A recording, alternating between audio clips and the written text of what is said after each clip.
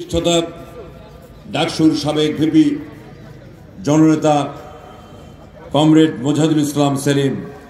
এবারে বক্তব্য রাখবেন জননেতা কমরেড মোজাহিদুল ইসলাম সেলিম।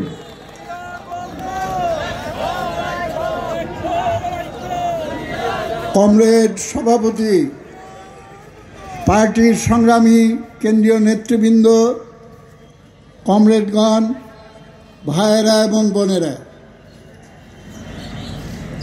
অল্প সময়ে কিছু কথা বলবো। এরপরে আমাদের একটা মিছিল হবে। সেই মিছিলে আপনারা সবাই থাকবেন তো? কেউ ওইখানে বসে থাকবেন না, প্রত্যেকে মিছিলে সামিল হবেন। দেশের একটা ক্রান্তিকালে আমরা মিলিত হয়েছি,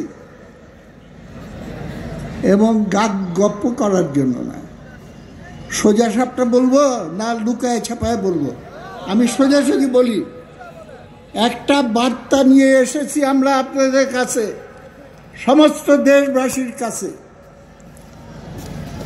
উদিচি একটু আগে গান গেল, তারা একটা গান গায়, ডিম